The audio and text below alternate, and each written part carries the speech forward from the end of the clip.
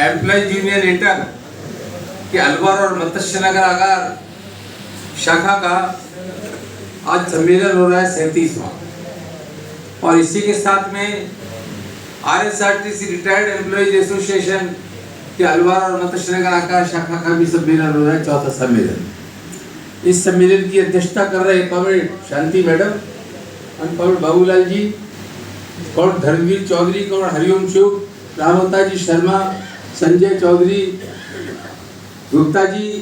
अब सारे साथियों का नाम लेना थोड़ा मुश्किल हो जाएगा, ये सबका ही नाम मान लो मैंने ले लिया आपको। और साथियों, इस मौके पर कई बातें चर्चाएं करेंगे आपसे, काफी अरसे बाद मिलना हुआ है फिर आपसे। उससे पहले इन्होंने जिक्र किया स्वागत भाषण के तौर पर कॉमरेड गंगाराम जी रामानंद अग्रवाल का। देखिए वो अद्भुत नेता थे, बात इतनी सी नहीं थी, वो 3 बार विधायक रहे। विधायक तो और से कई ऐसे बहुत थे जो 5-5, 6-6 बार भी रह लिए होंगे, 9 बार भी रह लिए होंगे, पर रामानंद जी अग्रवाल एक अद्भुत व्यक्तित्व थे। देखिए वो सबसे बड़ी विशेषता तो ये थी उस जमाने की, क्योंकि अलवर जिले, खाली अलवर की बात नहीं कर रहा मैं, अलवर जिले की बात कर रहा हूँ, अलवर जिले की बात कर रहा हूँ। हमारे कुछ पुराने साथी तो जानते होंगे इस बारे में, मेरी जानकारी शायद कम है, कि शुरू में यहाँ पर वामपंथ का बहुत ज़्यादा काम था अलवर जिले के अंदर। कॉमरेड रामानंद जी अग्रवाल MLA रहे, comrade Hariram Chauhan, party divide थी उससे पहले वो भी MLA रहे, हरिराम चौहान जी भी रहे, बाद में कॉमरेड रतिराम जी भी रहे। और उस जमाने में तो इसको छोटा लेनिनग्राड कहा जाता था अलवर जिले को। ये माना जाता था कि आने वाले समय में अलवर जिला पूरा लाल ही लाल हो जाएगा, इस तरह की स्थिति आती है अलवर जिले के अंदर। और रामानंद जी के नेतृत्व के अंदर ही अलवर जिले में वामपंथ इतना फैला। और हरुमल जी तोलानी बड़े लड़ाकू साथी रहे, यहाँ के बहुत से साथी रहे जिनके नाम लेना बड़ा मुश्किल है, याद भी नहीं रह पाते सर। तो आज उन्होंने उनको याद करके निश्चित रूप से बहुत अच्छा काम किया। मैंने भी 2 दिन पहले कॉमरेड रामानंद जी की तस्वीर के साथ उनकी जिंदगी के बारे में कुछ पहलुओं पर प्रकाश डालते हुए एक व्हाट्सएप पर पोस्ट डाली थी। जो लोग व्हाट्सएप ग्रुप से जुड़े हुए हैं आप लोगों के अंदर, उन्होंने देखा होगा व्हाट्सएप ग्रुप के अंदर पोस्ट डाली थी। तो मुझे बड़ा गर्व महसूस हो रहा है अलवर की उस भूमि में जहाँ रामानंद जी का कर्म भूमि रही, इस भूमि में आकर के आपसे मिलने में जो गर्व महसूस हो रहा है। मैं यहाँ देख रहा हूँ साथियों, यहाँ पुराने साथी बहुत से हैं जिनको मैं शक्ल से जानता हूँ, सबके नाम तो मुझे याद नहीं है। तो पहले कई बार बहुत आता था, मिलना जुलना होता रहता था सम्मेलनों के अंदर। हमारे नए साथी भी बहुत आ गए, पर नए साथियों से उतना शक्ल से भी परिचय नहीं है, कि उतना मिलना जुलना कम हुआ लोगों से। आता तो रहा हूँ मैं यहाँ पर। तो साथियों, इस मौके पर ये सम्मेलन हो रहा है, मैं थोड़ी सी इसकी पृष्ठभूमि आपको जिक्र कर दूं और चर्चा करने से पहले। यूनियन का प्रदेश सम्मेलन बीकानेर के अंदर 27-28 सितंबर को होने जा रहा है। तैयारियां शुरू हो गई हैं उसकी। पूरा बीकानेर डिवीजन की शाखाएं जो है वो तैयारी कर रही है वहां पर। और उस सम्मेलन से पहले तय किया गया जहां जहां बकाया चुनाव है, क्षेत्रीय समितियों के हैं, शाखा समितियों के चुनाव है, उनको वापस सक्रिय किया जाए। तो जयपुर से शुरुआत हुई, जयपुर डिपो, फिर जयपुर डिपो के बाद जयपुर में वैशाली डिपो, उसके बाद जयपुर का विद्याधर नगर डिपो, और उसके बाद अभी 30 तारीख को जयपुर का डीलक्स डिपो, उसके छात्र क्षेत्रीय समिति का भी सम्मेलन हुआ। तो जयपुर में सारी शुरुआत राजधानी में हुई, भरतपुर के अंदर हो चुका है सम्मेलन पूरी क्षेत्रीय समिति का, भरतपुर क्षेत्रीय समिति का, इसमें आप लोग भी गए थे। बाकी दोनों शाखाओं का भी सम्मेलन हो चुका है, और आज आप कर रहे हैं यहाँ पर सम्मेलन। सीकर में हो चुका है, और नागौर वगैरह की सूचनाएं आ रही है, अजमेर में भी हो चुका है, और कई जगह की सूचनाएं भी धीरे धीरे लोग घेर पकड़ते चले जा रहे हैं और आवाज आगे बढ़ते चले जा रहे हैं। तो इस सम्मेलन तक पूरे राजस्थान के अंदर पूरे सक्रिय करने की योजना यूनियन की है, उसको आप आगे बढ़ा रहे हैं सब मिलकर के। आप लोग इस सम्मेलन में जाएंगे, प्रदेश सम्मेलन में, उसकी भी तैयारी आप लोग करेंगे, आपकी शाखाएं तय करेंगी। सारा सर्कुलर जारी कर दिया है पहले इस प्रदेश कार्यालय की तरफ से कि कहाँ कितने कितने साथी सम्मेलन के अंदर आपकी व्यवस्था हुई। पूरे राजस्थान से एसोसिएशन के लिए भी 30 लोगों का कोटा यूनियन ने निर्धारित किया है। तो एसोसिएशन तय करेगी कि किन 30 साथियों को उसके अंदर एक प्रतिनिधि की क्या एक दर्शक के रूप में वहां पर शामिल कराया जाए, यह एसोसिएशन का नेतृत्व तय करेगा। कुछ जरूरत होगी तो और भी बढ़ाने में विचार किया जा सकता है, जरूरत होगी तो ऐसा। तो ये पृष्ठभूमि है सम्मेलन। इस सम्मेलन में सबसे बड़ी विशेषता जो मैं देख रहा हूँ, और जगह भी मैंने देखी, मैं समस्याओं की जिक्र करने से पहले ये जिक्र कर रहा हूँ। आप कहेंगे मैंने समस्याओं की बात नहीं कर रहे, वो भी करेंगे आपसे बात, कि हमारे संख्या रोडवेज में काम करने वालों की कम हो गई, उनकी उपस्थिति बहुत कम हो पाती है। हमारे रिटायर्ड साथियों की उपस्थिति हो पाती है, उसकी वजह से लगता है कुछ उपस्थिति हो रही है। और जगह भी देखा, यहाँ भी मैं देख रहा हूँ कि जिन्होंने 35-35 साल, 30-30 साल, 40-40 साल की नौकरी करी, इस रोडवेज को चलाने में अपना संपूर्ण जीवन जिन्होंने लगा दिया, आज वो भी यहाँ बैठे हैं, उनकी वजह से सारा चल रहा है। कई जगह लोग ये जिक्र करते हैं रिटायर्ड आदमियों के बारे में, नए लोग जो भर्ती हो गए, अरे यार ये तो रिटायर्ड लोग हैं, इनका क्या लेना देना हमसे। मैं उन लोगों को कहना चाहता हूँ संबोधित करके जो इस तरह की भावना रखते हैं, वो चाहे यहाँ रखते हो, चाहे भरतपुर में रखते हो, चाहे और कहीं रखते हो, मैं नहीं जानता है ऐसी कोई भावना रखता है, ऐसी भावना सुनने को मिलती है। कई जगह लोग कहते हैं इन रिटायर्ड लोगों का हमारे क्या लेना देना। अरे भाई तुम तो कल को कह दोगे मेरे बाप का मेरे से क्या लेना देना, मेरी माँ का मेरे से क्या लेना देना। अरे माँ बाप ने पैदा किया है तुमको, उनकी संतान हो तो, उनके लिए तुम ऐसा कह दोगे क्या। आज जो रिटायर्ड लोग हैं, वो रिटायर्ड लोगों ने इस यूनियन को चलाया है, रिटायर्ड लोगों ने इस रोडवेज को चलाया है। आज उनकी महत्ता को कम करके नहीं देख सकते आप रेगुलर कर्मचारी आज आंदोलन कर नहीं सकते अकेले, आप बिना इनकी सहायता के। इनकी जरूरत होती है, इनका सम्मान करने की जरूरत होती है, इनके जज्बे को सलाम करने की जरूरत होती है कि रिटायर्ड आदमी आज हमारे साथ है, सलाह देते हैं, उनकी सलाह पे विचार करना चाहिए। उनने अपनी जिंदगी काटी है नेताओं ने। कई लोग कहते हैं हम तो सब कुछ जानते हैं, ये गलत फहमी पाल रहे। तो इसलिए मैं ज्यादा रह करके ऐसे लोगों को जो ये भावना रखते हैं कि रिटायर्ड लोगों का क्या लेना देना हमारे से, उनको ये भावना निकाल देनी चाहिए। RSRT रिटायर्ड एम्प्लॉयज एटक का ही पैदा किया हुआ घटक है, इसका ही पैदा हुआ संस्थान है। इसलिए सब मिलकर एक साथ हम आंदोलन करते हैं तो हम कहीं आगे बढ़ पाते हैं। साथियों, इन्हीं बातों के साथ मैं सबसे पहले तो आपको जिक्र करना चाहता हूँ आज जिन हालातों में हमको काम करना पड़ रहा है। अब केवल रोडवेज के कर्मचारी के तौर पर मत सोचिए अपने आप को। अगर केवल आप रोडवेज के कर्मचारी के तौर पर सोच के चलोगे तो हम तो खाली रोडवेज के कर्मचारी, काम करने वाले रिटायर्ड कर्मचारी, तो आप अपने गोल गोल घूमते रहोगे आप खुद के, और गोल गोल घूमने वाला आदमी कभी आगे नहीं बढ़ पाता है। इसलिए रोडवेज के कर्मचारियों से जरा हट करके भी सोचिए आप कहाँ खड़े हैं, क्या है देश, है क्या हालात है देश के अंदर, किन हालातों में हमको जीना पड़ रहा है, किस तरह का स्थितियों का मुकाबला हमको करना पड़ रहा है, हमारे परिवार को करना पड़ रहा है, किसानों को किन हालात का मुकाबला करना पड़ रहा है, बेरोजगारों को क्या, हमारे भी बच्चे जिनके नौकरियां नहीं लगी, धंधे नहीं मिले, बेरोजगार घूम रहे होंगे, उनकी क्या हालत है। इस सारी बातों पे भी हमको एक नागरिक होने के नाते हमारा अधिकार है कि हम सारी बातों पे भी चर्चा करें। कई बार लोग कहते हैं राजनीति से क्या लेना देना मजदूरों का, ऐसी बात कहते हैं, कई लोग कहते हैं, अधिकारी कह देते हैं आपको राजनीति से क्या लेना देना। आपको राजनीति से लेना देना है, हर बात पे राजनीति है। आप रोडवेज की चर्चा, डिपो कहाँ खुलेगा ये हमारे रात के तय करने से होता है क्या, हमारे रात के तय करने से होता है क्या डिपो का खोला जाए। सरकार तय करती है, जो सरकार बैठती राजनीतिक पार्टी के, चाहे कांग्रेस की हो चाहे बीजेपी की, डिपो खुला जगह खुलता तो राजनीति है या नहीं उसके अंदर। स्कूल कहाँ खुलना चाहिए, राजनीति है या नहीं उसके अंदर। स्कूल का अपग्रेडेशन होना चाहिए, उसका राजनीति है या नहीं है। हमारे लिए रोजगार पैदा हो या नहीं, उसका राजनीति है नहीं। तो हमारा तो मजदूरों का कदम कदम पर राजनीति से संबंध है। इसलिए राजनीतिक चेतना तो हमें होनी चाहिए। अगर हमें राजनीतिक चेतना नहीं होगी तो हम सही दिशा में सरकार का मुकाबला कर नहीं पाएंगे। जहाँ तक एटक का सवाल है, एटक की राजनीति ये नहीं है कि साहब मुझे चुनाव लड़ना है, हमारे किसी नेता को चुनाव लड़ना है। चुनाव लड़ने की राजनीति हम नहीं कर रहे, हम सिर्फ मजदूरों के बेहतरी के लिए और सरकारी उद्योगों की बेहतरी के लिए काम कर रहे। वो राजनीति हम करते आए और करते रहे राजनीति को। वो हमको कोई रोक नहीं सकता है उसके लिए। एटक कांग्रेस के जमाने में भी लड़ी, कांग्रेस से भी लड़ी, पुराने लोग जानते होंगे चाहे नहीं जानते होंगे, खूब कांग्रेस के खिलाफ संघर्ष किए। और बीजेपी आ गई तो बीजेपी के खिलाफ भी संघर्ष कर रही है एटक, और बीजेपी के खिलाफ भी संघर्ष और होंगे आने वाले समय में। इसलिए सरकार किसी की भी हो, एटक का कर्तव्य है, एटक की ड्यूटी है कि मजदूरों के सवालों को, किसानों के सवालों को, बेरोजगारों के सवालों को, भूमि और किसानों के मैदानों को, आम रेडी चलाने वाले मजदूरों को, किसी भी तरह का मजदूर हो, सारे मजदूरों की समस्याओं को उठा करके उनका हल कराने की दिशा में आगे बढ़ रही है, तक इस राजनीति के साथ तक आगे बढ़ रही है। इसी संदर्भ में मैं आपसे कुछ चर्चाएं करना चाहता हूं दोस्तों। आज किसका राज है हिंदुस्तान में? किसका राज है हिंदुस्तान में? बीजेपी का। इतनी सी एक तीन बार पूछने के बाद एक आवाज आई, वो भी धीरे से आई, जो शायद मेरे कान में पता नहीं कैसे सुन ली, शायद मैंने नहीं सुनने पाता इतना नजदीक से।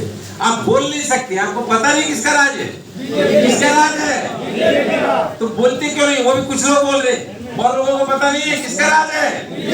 जोर से बोलो किसका राज है। और बीजेपी का नेता कौन है जिसका राज कर रहा है? कौन है? मोदी जी। वाह, बड़े धीरे से डर लग रहा है मोदी जी के नाम से। है कहीं मुकदमा ना बनवा दे, जेल में ना डलवा दे आंदोलन करने के लिए। वारे मेरे दोस्तों, वाह। बीजेपी के नेता है पर वो सरकार एनडीए की कहलाती है। बीजेपी के नेतृत्व में एनडीए की सरकार क्या, और भी दल उसके अंदर शामिल है, इसलिए वो कहते हैं सरकार बीजेपी की नहीं एनडीए की। हम कहते हैं बीजेपी की है। और दल का ले लें 2014 में क्या नारे लेके आई थी? आप में से बहुत से लोग आज रिटायर हो गए, 2014 में तो नौकरी में होंगे ना आप लोग। कितने लोग थे नौकरी में उस वक्त रिटायर वालों में से? कितने लोग 2014 में नौकरी में? वाह, काफी बड़ी संख्या है। तो इस नारा भी याद होगा आपको। क्या नारा लेके आए थे? अच्छे दिन आएंगे। लोगों को लग रहा था बुरे दिन अच्छे दिन आएंगे। बहुत अच्छा नारा है मोदी जी का, बहुत अच्छा नारा है, अच्छे खुश हो रहे थे लोग।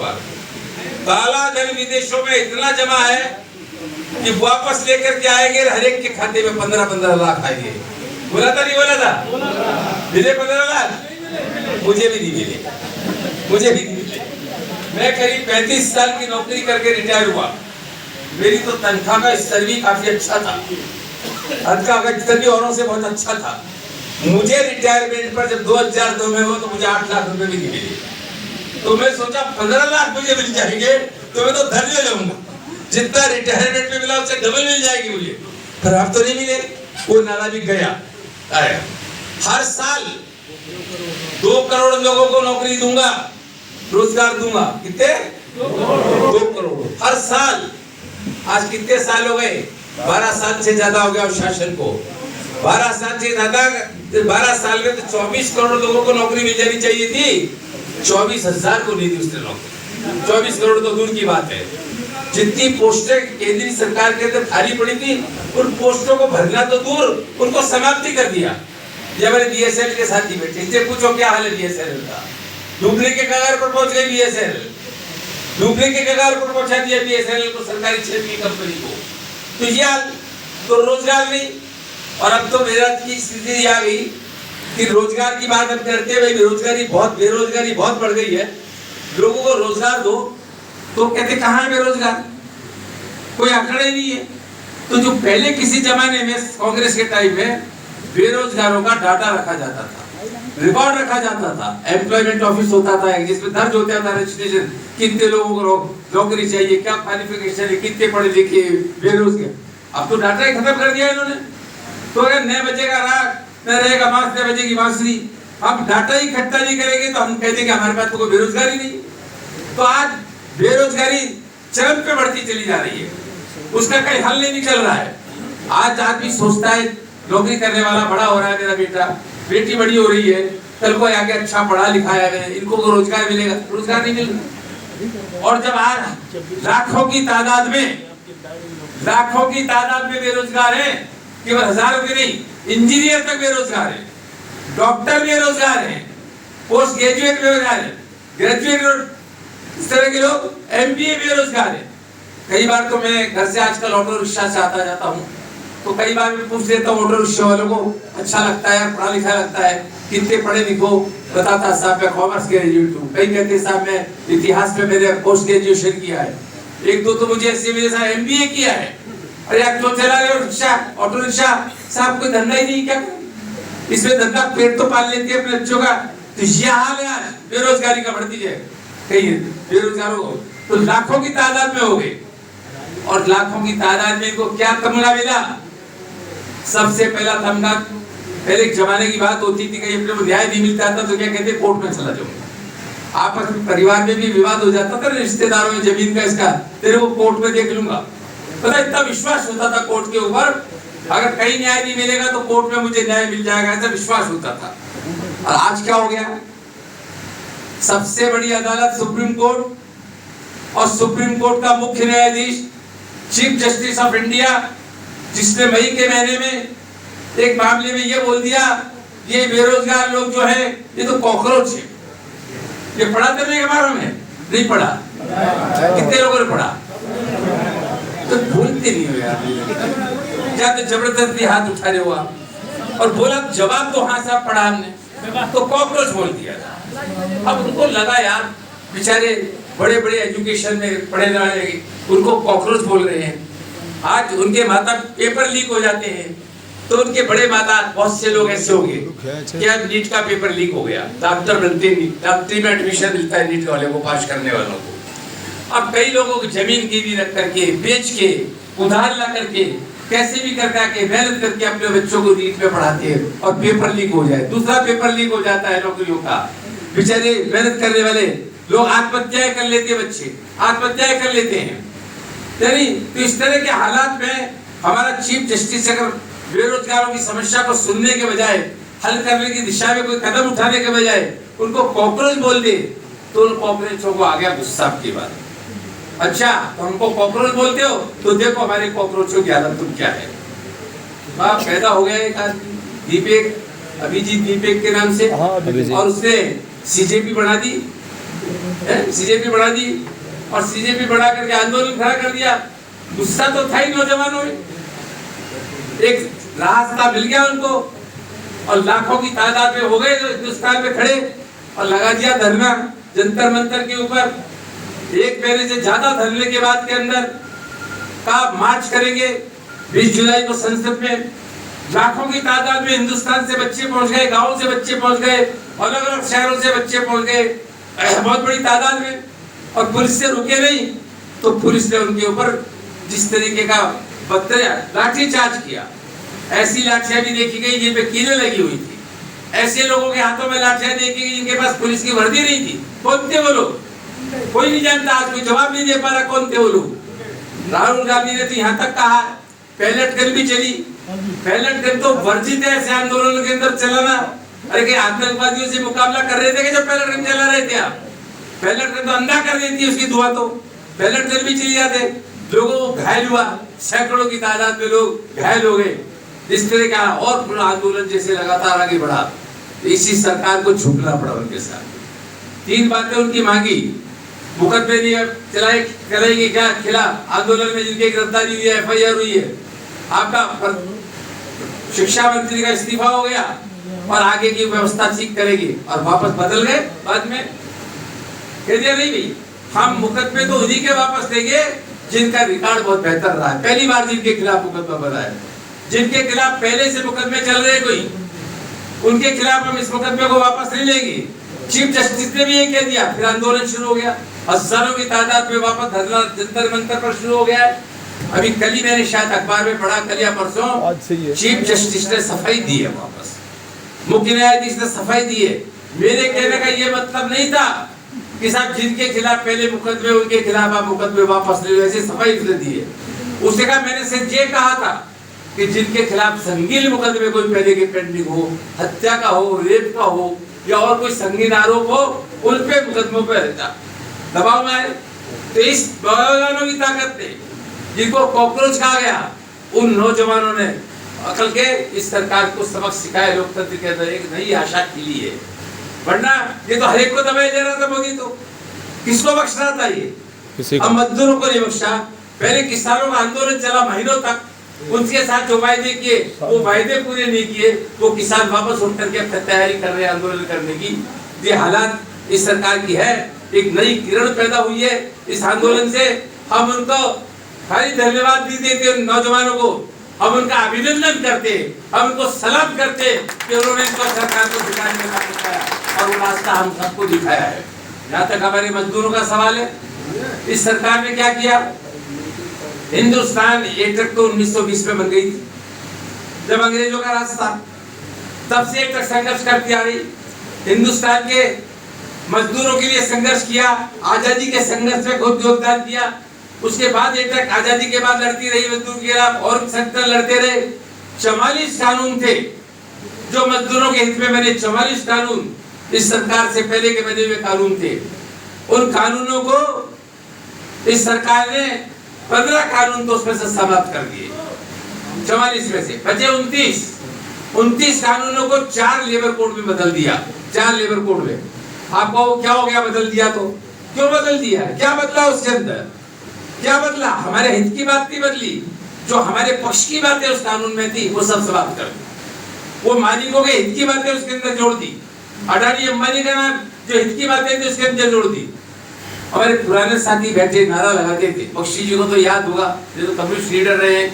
हम नारा लगाते थे किसी जमाने में, उस जमाने में यंग थे जब, कि टाटा बिरला की जागीर नहीं, हिंदुस्तान हमारा है।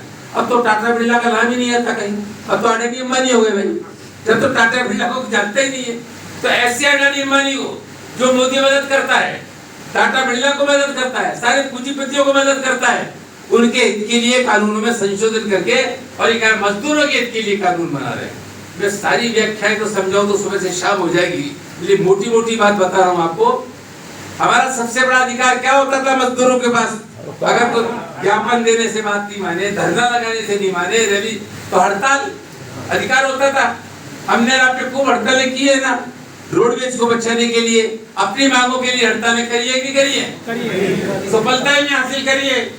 सबसे बड़ा हड़ताल का जो रिकॉर्ड है हिंदुस्तान में, आज भी जो एटक का रिकॉर्ड है वो अभी टूटा नहीं हिंदुस्तान के अंदर वो रिकॉर्ड। मैं चाहता हूँ मेरे जीते जीते हुए रिकॉर्ड टूटे तो मुझे बड़ी खुशी होगी कि हमारे रिकॉर्ड को किसी और ने तोड़ा कम से कम, वो टूट नहीं पा रहा है। 1990 में 72 दिन की हड़ताल किसने की थी? हमने की थी ना, हमने आपने की थी। 72 दिन बसों का पहिया जाम रहना मामूली बात थी क्या? ये कोई फैक्ट्री की हड़ताल नहीं थी, ये किसी दफ्तर की हड़ताल नहीं थी जो सुबह से शाम तक चलती है।